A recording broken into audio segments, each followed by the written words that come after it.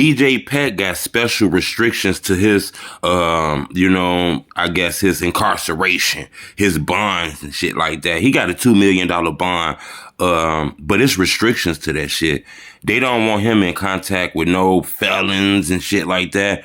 And they wouldn't want him in contact with JPrince Jr. They don't want him in contact with Shakur Stevenson, the boxer. Shakur Stevenson and JPrince then sent documents to the courts asking them to remove their name from these restrictions.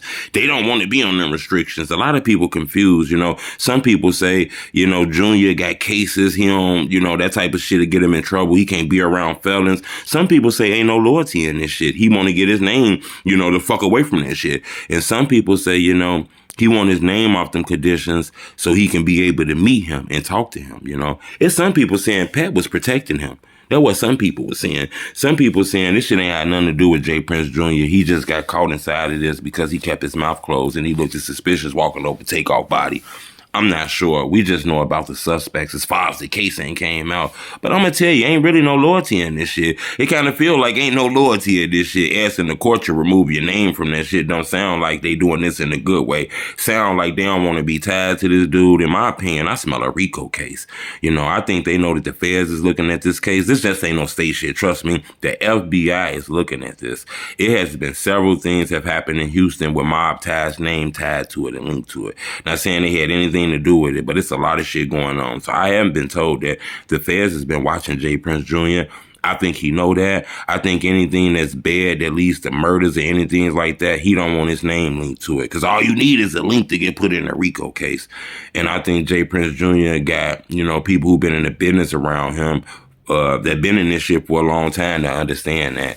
If you ask me, I think JPrince is trying to unlink himself from this whole thing. That's the reason why he not really posting RIP takeoffs and shit on his gram, on his social media. You ain't really heard him speak. In my opinion, he trying to distance himself from this whole ordeal and act like he wasn't there.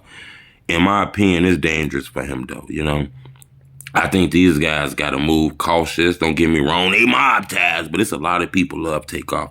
And it's a lot of people feel like some snake shit happened.